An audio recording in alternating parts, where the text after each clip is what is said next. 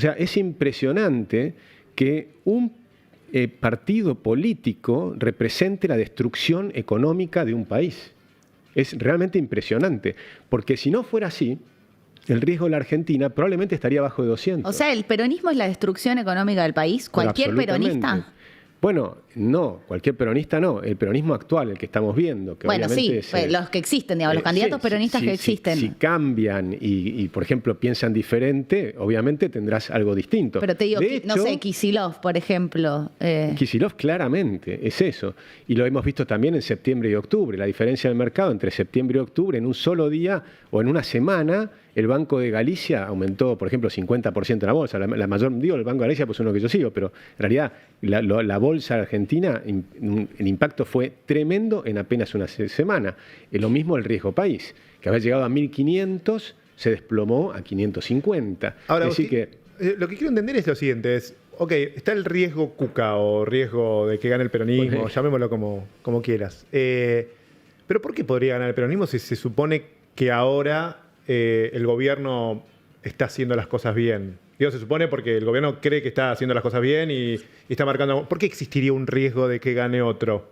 Bueno, hay un montón de factores pueden pasar. Pueden pasar incluso a que haya un atentado al presidente. Hay mil cosas que pueden pasar.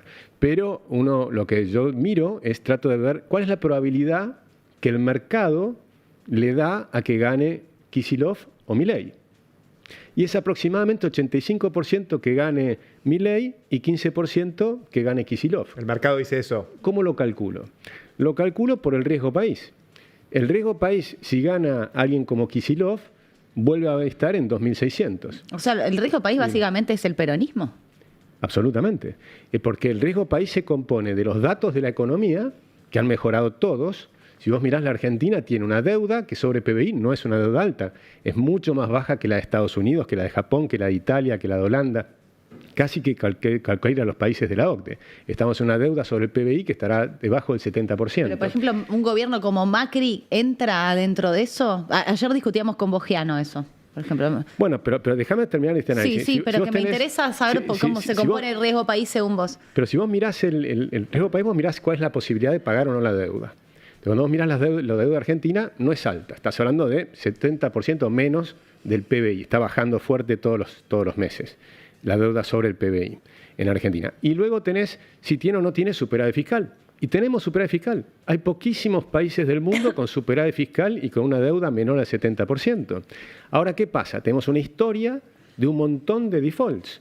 Y la mayoría de los defaults fueron peronistas en estos últimos 40 años. Es decir, hizo el primer default de los depósitos, por ejemplo, lo hizo Menem con el plan Bonex.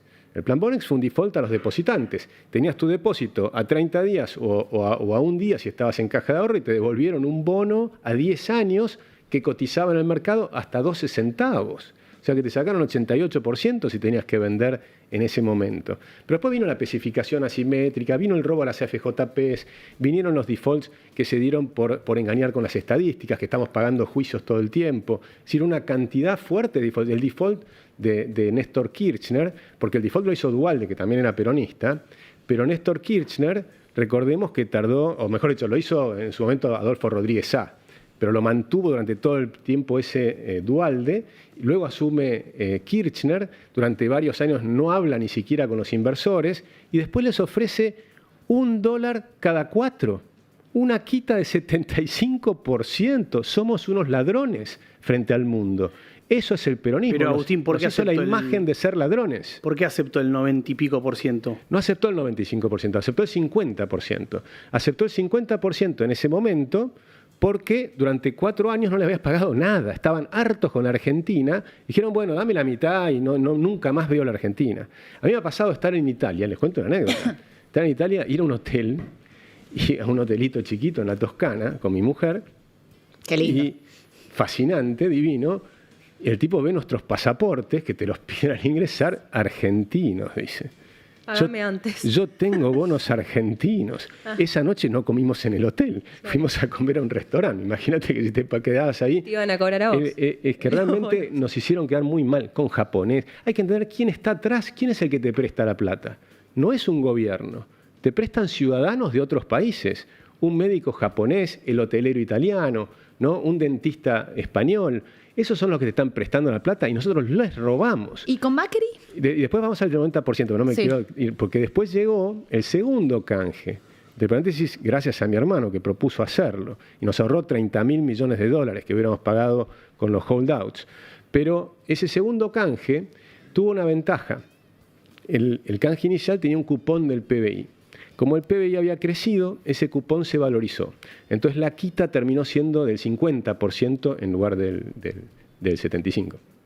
Macri, perdóname, porque estás contando, haciendo como todo un recuento de lo que fue la política económica en gobiernos anteriores y la historia de... Porque tenemos el riesgo país que tenemos, por ejemplo, y las miradas del exterior sobre nosotros. ¿Al gobierno de Macri dónde lo ubicas vos? Bueno, Macri tuvo una oportunidad que desperdició enormemente. Nosotros lo dijimos desde marzo, le dimos 100 días de changüí, 100 días de la luna de miel, y después ya lo explicamos desde el marzo del 2016, que mantenía el mismo déficit fiscal que Cristina Kirchner, 6% del PBI. Y si vos acumulás 6% de deuda todos los años, porque la composición de la deuda es el déficit fiscal sumado, ¿no? Entonces ese 6% nos iba a llevar a un default. Y fue lo que ocurrió. Solo que zafamos del default nuevo porque consiguió $47.000 millones del Fondo Monetario que lo rescató. Pero en realidad entró en el problema, o sea que él fue parte del problema, claramente. O sea, todos los gobiernos anteriores han sido parte de este problema. Al menos el gobierno de Menem tiene una ventaja, que eso sí hay que señalarlo. Él, a partir de Menem y Cavallo, con Cavallo durante 4 años hizo un programa de reformas estructurales muy profundas. Pero después lo echó a Cavallo y volvió a las andadas. Y volvió al déficit fiscal y las provincias empezaron el déficit y las provincias se endeudaron y en un momento los intereses que pagaban las provincias eran equivalentes a los intereses de la nación y por eso se cayó la convertibilidad, no por otra cosa, no por el tipo de cambio fijo como muchos creen, por lo menos en mi visión, ¿no? Mi visión es un problema de déficit fiscal acumulado, de no pagarle a la gente que te presta. O sea, si te presta tu tío dinero, ¿no se lo devolvés? Pues nosotros no. Nosotros le pedimos a otro y tampoco se lo devolvemos, o le devolvemos una partecita. Ese es el riesgo país. Agustín, vos estás viendo que la economía ahora, estamos bien, digo, sacando la parte, si querés, financiera. ¿Crees que en la calle, la actividad económica, todo lo que tiene que ver con comercio, construcción, etcétera, que los números marcan a veces, si querés un momento todavía de que no arranca todavía, ¿crees que va a empezar a arrancar este mismo año? La Argentina está arrancando, pero vamos en dos partes. Una primera parte te diría, estamos viviendo una transformación dura. Está clarísimo que es una transformación dura. Pasando de una economía, de un sistema económico que era un país cerrado, proteccionista, estatista, de altísimos impuestos, de deudas crónicas, de inflación inmensa, de pobreza en ascenso durante 80 años. ¿Y a qué país estamos pasando? Y estamos pasando a un país abierto, competitivo, que va a estar en los primeros lugares del mundo en libertades económicas. No llegamos ahí, digo hacia dónde estamos yendo. Un país que va a tener muchos menores impuestos, un país que necesita todavía la reforma fiscal y un montón de cosas, pero completamente diferente. Un país con una industria productiva en lugar de una industria protegida. O sea, un país con industria. Estamos pasando. Pero sin duda, pero ojo, industria moderna. Recordemos que la industria moderna, por ejemplo, se produce con robots, con poco empleo. Estados Unidos, todo el empleo industrial en Estados Unidos es el 8%. En los países más industrializados es un poco más. China sí, porque China ha permanecido siendo, digamos, el que más industria produce en proporción de su PBI. Pero lo que antes era la industria, hoy son los servicios, no es la industria. La industria reemplazó al campo, hace 100 años atrás.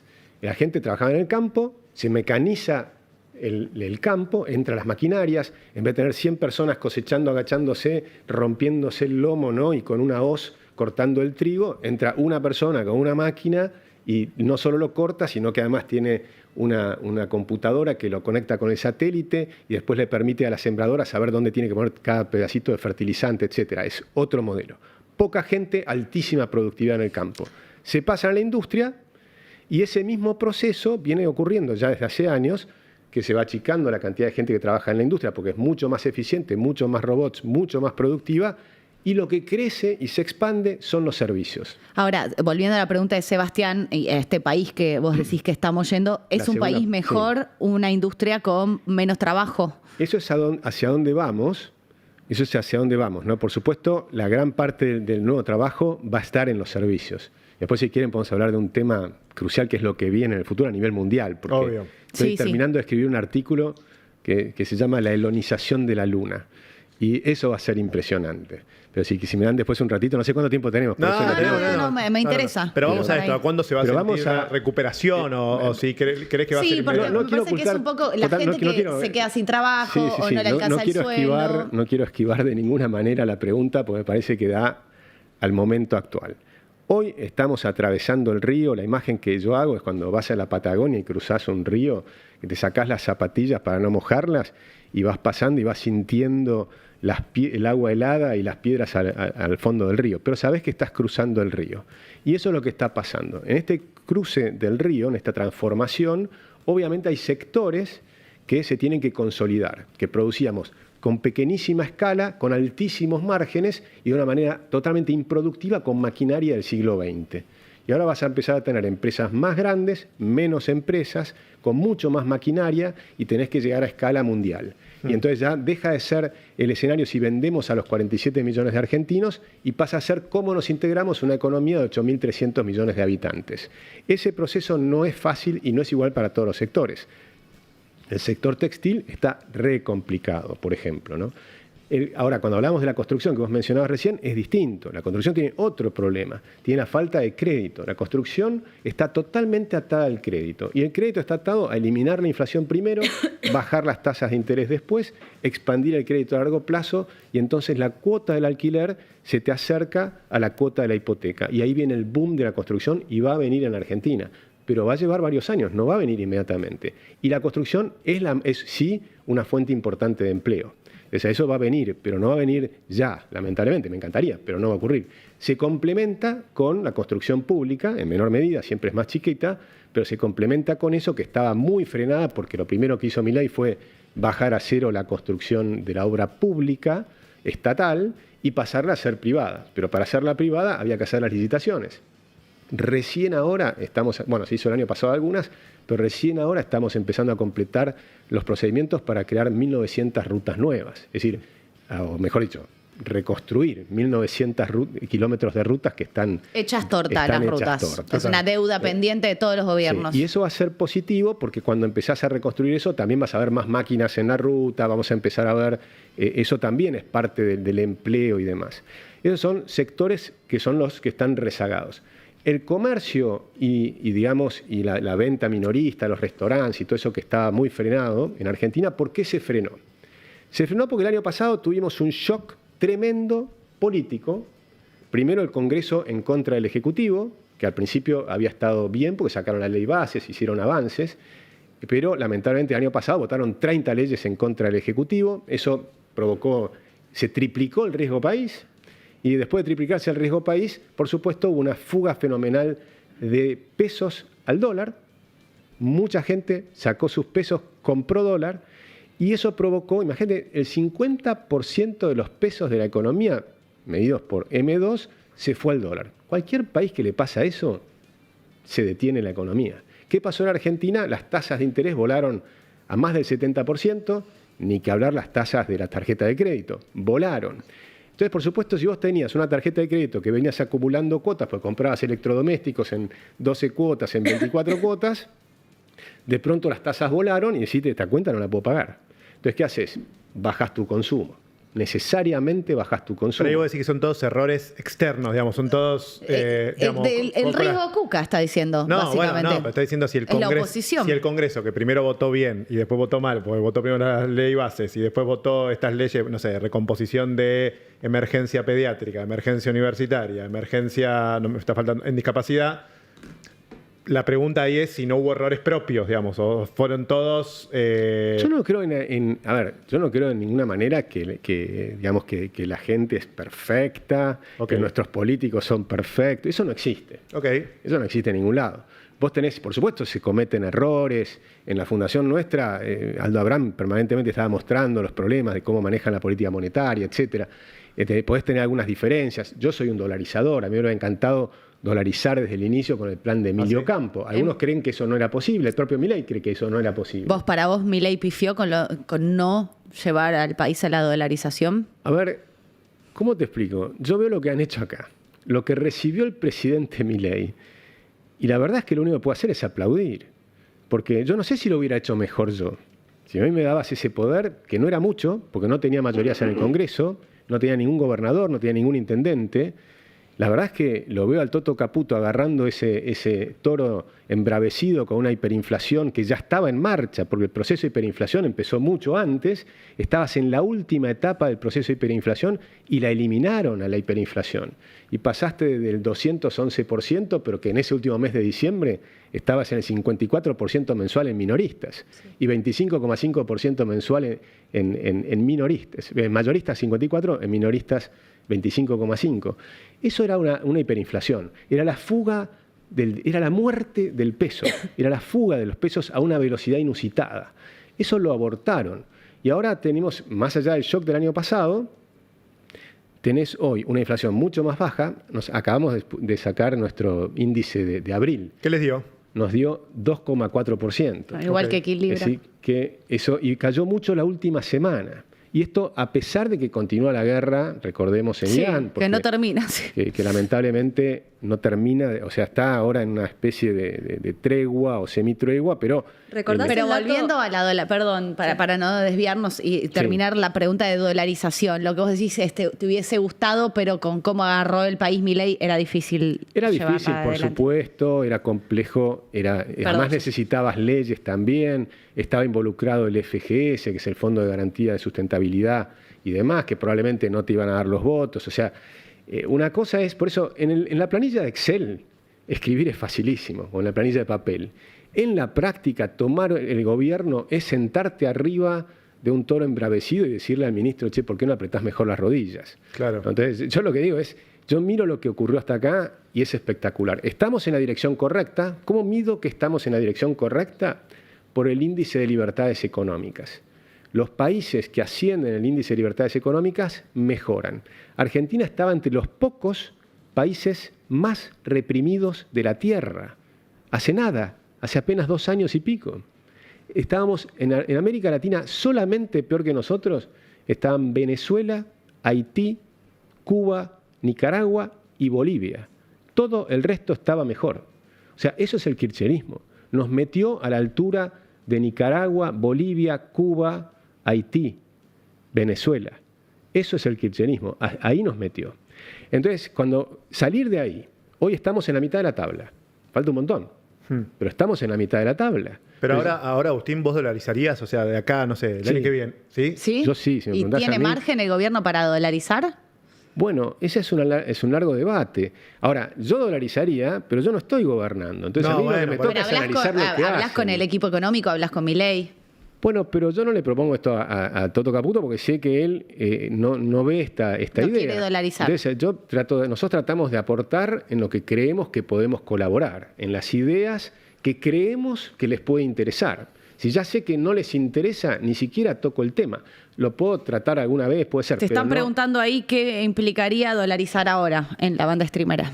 Dolarizar significaría que el año que viene no tendríamos la volatilidad que probablemente vamos a tener nuevamente en la tasa de interés, en el riesgo país, que eso te genera una demora después en el crecimiento. O sea, para vos eso va a suceder por las elecciones sí o sí. Bueno, sí o sí no, a menos que haya un milagro y que el peronismo se comporte de una manera razonable y los medios también. Pero es muy difícil. ¿Los medios? Y los medios también, por supuesto, es parte del esquema. ¿Por qué? Porque los medios amplifican todo lo negativo. Y entonces es también una forma de mirar, y amplifican todas las visiones tremendistas. Y lo digo en general, no digo este medio en particular o aquel en particular. En general, eso es normal. Por ejemplo, Ayn Rand tiene una novela maravillosa que es La rebelión de Atlas. No, pero la segunda novela que tiene, que también es maravillosa, es The Fountainhead, es el manantial. Y ahí hay un personaje que es el dueño de un diario. Y entonces el tipo, para explicarle lo que quería a sus periodistas y demás, pone 2 noticias. una noticia de un investigador científico que está luchando contra el cáncer, no sé qué, y pide plata para esa persona. Y otra noticia que es el caso puntual de una mamá que tiene un problema con un hijo y qué sé yo, qué sé cuánto, y pide plata para esa persona. ¿Cuál recibe más dinero? La de la mamá. Y tal vez el que tendría más impacto mundial es la primera. Pero vos vas a lo emocional, a lo práctico, a lo que la gente parece que quiere hoy, de inmediato. Entonces, obviamente, vas a buscar la cosa que escandaliza. Eso es normal. ¿Qué lo decís, por ejemplo, por Adorni? Por cualquier tema, absolutamente cualquier tema. Siempre es así. O sea, es muy difícil tratar los temas en profundidad. Este medio es muy particular. Por acá tenemos tiempo, podemos hablar, podemos profundizar sobre los temas. Pero no es común. Ustedes saben perfectamente que esto no es común. En general, vas, discutís, te peleas, no podés hacer ni siquiera frenar una frase, terminar una frase es complicadísimo. Es muy difícil los medios. Yo he ido a cantidad de medios, desde Intratables al que se les ocurra, con cantidad de personajes. De Intratables, o sea, igual salió Milei. Yo estaba en Intratables también, salió Milei de ahí.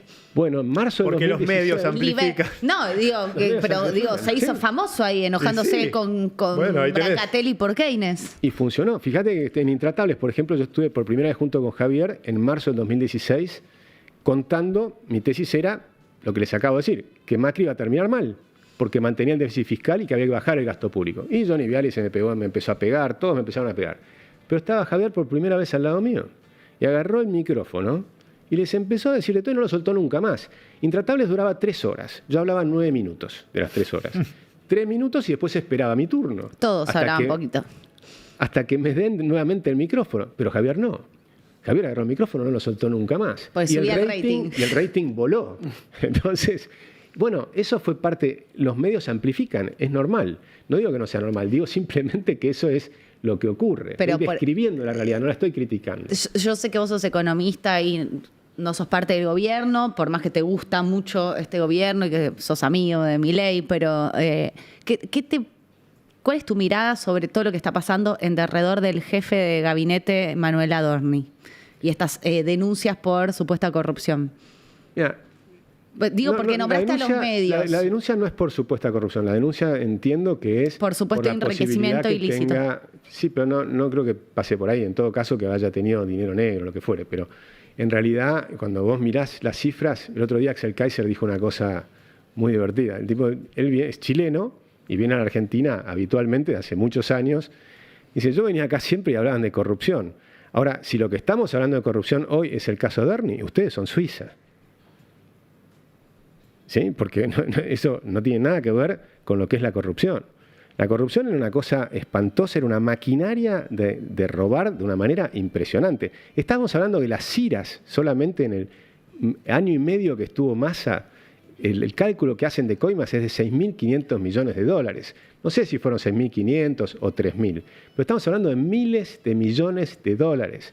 Cuando vos estás mirando las estancias de las tierras que tiene Lázaro Báez, que son varias veces las Islas Malvinas, la cantidad de inmuebles que se robaron. O sea, las cifras son ¿Vos estás hablando inmensas. De escalas de corrupción? No estoy hablando de escalas. O de supuesta corrupción. Estoy hablando de que es un animal diferente. Una cosa es una manada de elefantes y otra cosa es una mosca. ¿Pero es corrupción o no? Cuando yo miro la corrupción, que en todo caso, lo que miro es, primero yo no creo en los gobiernos de ángeles, y eso desde Thomas Jefferson para acá. Si existieran ángeles, votaríamos ángeles y no necesitaríamos gobierno, pero no existen. Tenemos gente de carne y hueso en una Argentina de carne y hueso donde el 90% de la gente tiene algo en negro y demás. Entonces, veamos dónde estamos parados. Una vez que estamos ahí decimos, bueno, si miro la corrupción, ¿está creciendo o bajando? No está bajando, se está destruyendo, está bajando de una manera espectacular. ¿Se está destruyendo la corrupción en este gobierno? Por supuesto, porque la corrupción es, primero, el tamaño del Estado. Y lo primero que hizo, a nivel nacional estoy hablando, falta verlo a nivel provincial y municipal, no cambió nada. O sea, pero no medís las causas judiciales, sino el tamaño del Estado para... La corrupción es, por un lado, el tamaño del Estado. Bajó 25%. ¿En qué bajó? En el lugar donde más corrupción había, que es la obra pública, y la bajó a 0. Si vos querías robar, hacía obra pública. Y me refiero municipios, provincias y Estado federal. Bueno, Milei la bajó a 0. O sea, la baja de la corrupción ahí fue fenomenal. Todo lo que pasó con los bolsos de Báez, perdón, los bolsos de López. Es decir, todo eso, la madre de la corrupción era la corrupción. Y después las regulaciones. Cada regulación es la posibilidad de una puerta de corrupción. Desde el liberalismo, ¿cómo creemos en bajar la corrupción? Una, teniendo una justicia que funcione bien. Lamentablemente eso el gobierno no lo puede hacer porque la justicia la maneja el Senado y necesitas 2/3. ¿Vos decís que la justicia Y el está Consejo de la persiguiendo a Magistratura. este gobierno? No, yo digo que la justicia es pésima. Punto. A eso, pero siempre, sí. Bueno, pero la justicia es justicia peronista radical. Es la que porque puso todos los presa. jueces fueron nombrados por los radicales. Pero los con peronistas dicen que con los persigue al radicales. peronismo, la justicia. La justicia es peronista y radical. Pero porque- para Cristina Fernández de Kirchner está presa. Sí. Por poner un ejemplo. Sí, Digo, por pero no supuesto. estoy defendiendo la justicia. Lo último que haría es defender a la justicia. No, no, pero decirle pero- que No, es no, peronista el radical. Poder Judicial Pero tiene lo digo- imagen pésima desde pero siempre. muy simple, lo que estoy diciendo es una cosa que es verificable. Todos los jueces han tenido acuerdo del Senado y después del Consejo de la Magistratura. Y el Senado siempre, 100% del tiempo, desde que estamos en democracia, ha sido manejado por el peronismo. Y el Consejo de la Magistratura también, en general con algún acuerdo con el radicalismo. Y cuando vino digamos, Macri, lo mantuvo porque siguió Angelici y demás. O sea, esto es fáctico, no es un tema opinable. Esto es simplemente lo concreto. ¿Quién nombró a los jueces en Argentina? El liberalismo no nombró ni un solo juez en Argentina. Es tan simple como Bueno, todo ahora eso. están mandando pliegos y hay internas Ahora está adentro del mandando- gobierno para pero ver fíjate que si manda van de un pliegos. lado o del otro. Pero manda pliegos sabiendo que el Senado sigue teniendo una proporción de peronistas enorme.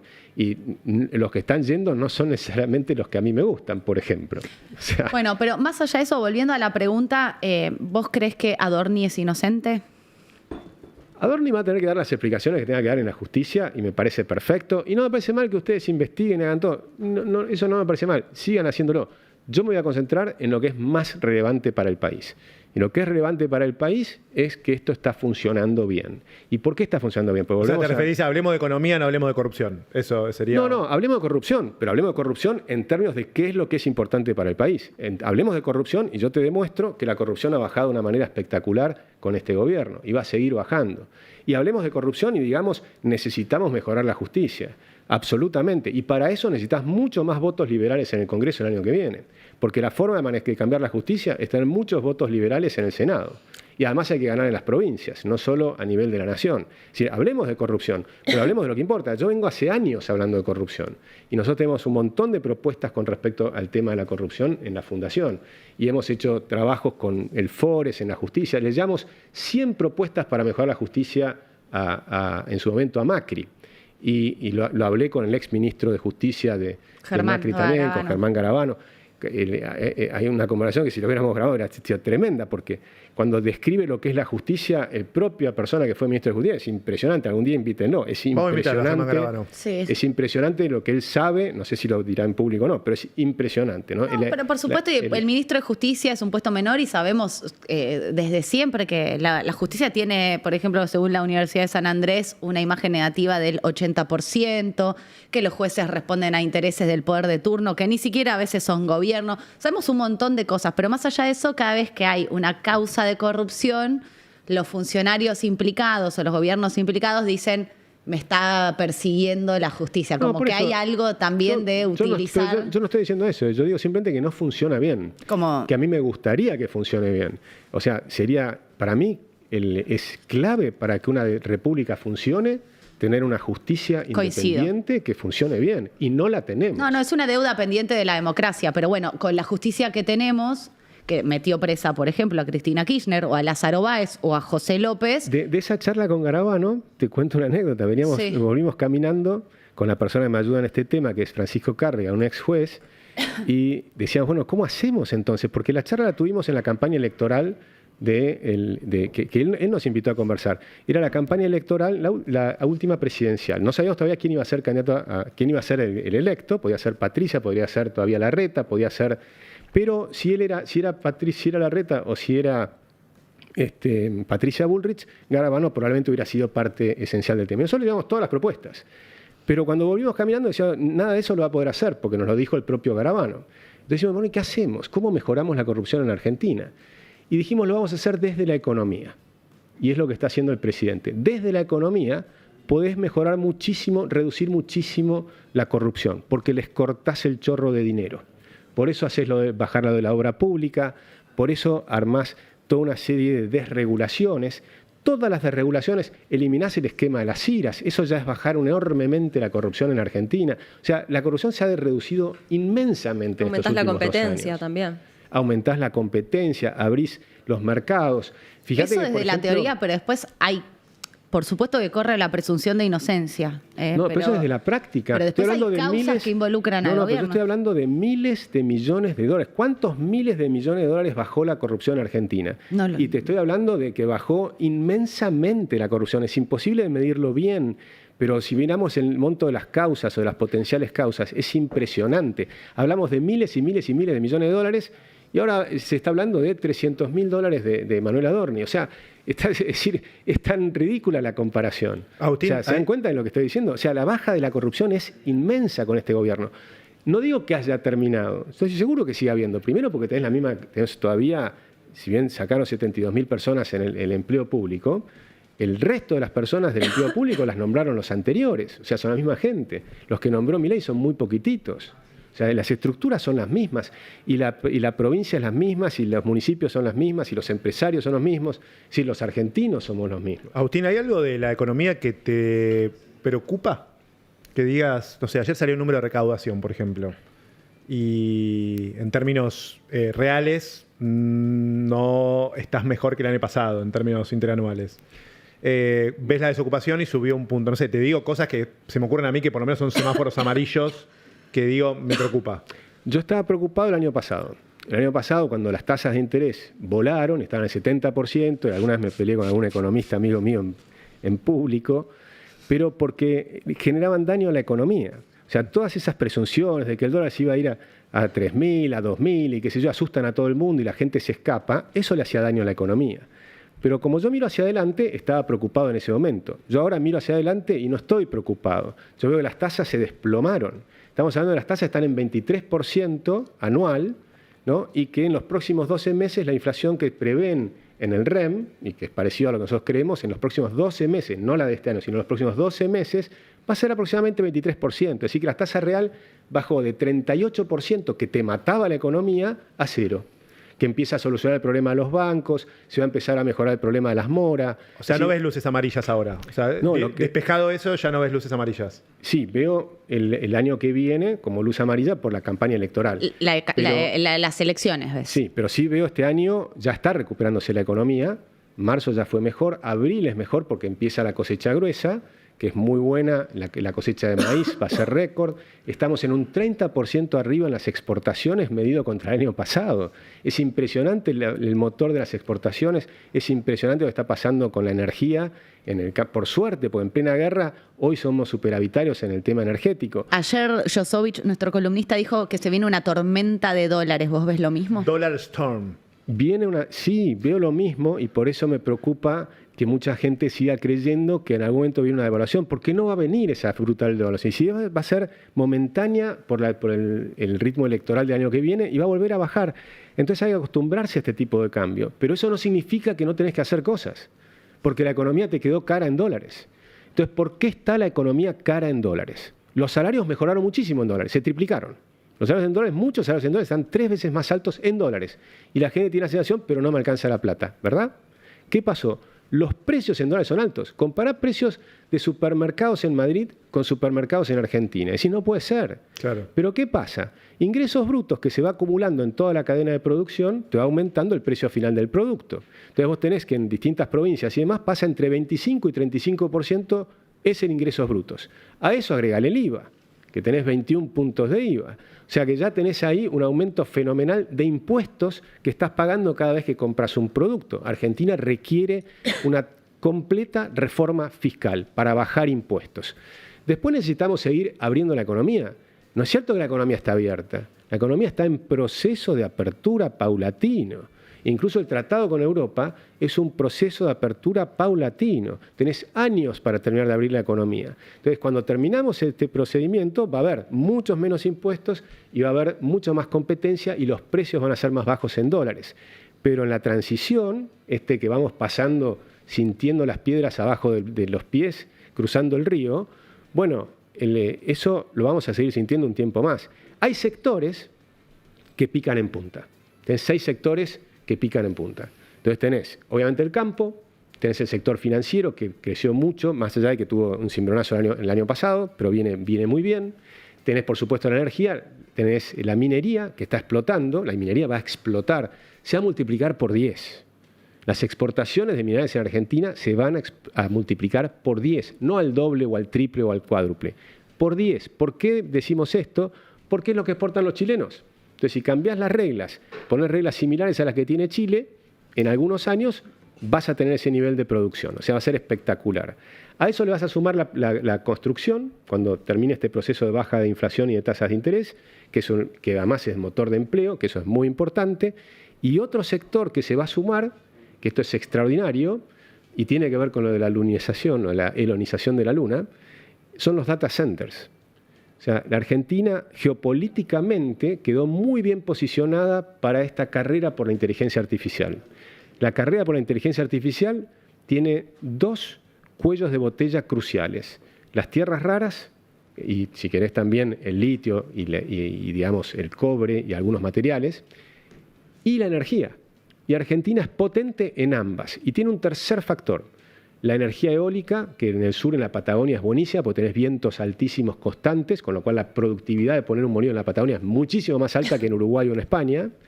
Pero además tenemos el cooling natural, el enfriamiento natural. Por el frío, que abrís la ventana y enfriás los servers. ¿Cómo te explico? Entonces, no es exactamente así, pero quiero decir, tenés ese frío natural, te hace que sea más rentable poner data centers en la Patagonia. ¿Qué es lo que requiere la Argentina para que eso sea un boom total? Eliminar el riesgo Cuca. Ahí está, cerramos. Última pregunta de Juanma. No, yo igual quería que contar un poquito esto de la ironización, que me quedé intrigado. Bueno, lo que estabas trabajando. Sale SpaceX en junio a la bolsa. SpaceX va a salir en una cifra cercana a 1.7 billones de dólares. 1.75 es la estimación que tienen. Es una inmensidad. ¿Y por qué? Porque Elon Musk, todas sus empresas están diseñadas para poder colonizar la Luna. Yo digo elonizar porque va a ser Elon el que lo está haciendo. Y ya está avanzando fuertemente en ese proyecto. Tenés los autos autónomos. Tesla no es simplemente una empresa de autos, sino que produce autos autónomos con inteligencia artificial, crucial para que puedan manejarse sin conductores. Pero cuando decís autos, te referís a cualquier tipo de máquina que va a usar el mismo tipo de inteligencia artificial. Pero además está haciendo Optimus, que es el humanoide con inteligencia artificial que va a ir a hacer ese tipo de cosas, va a poder producir en la Luna.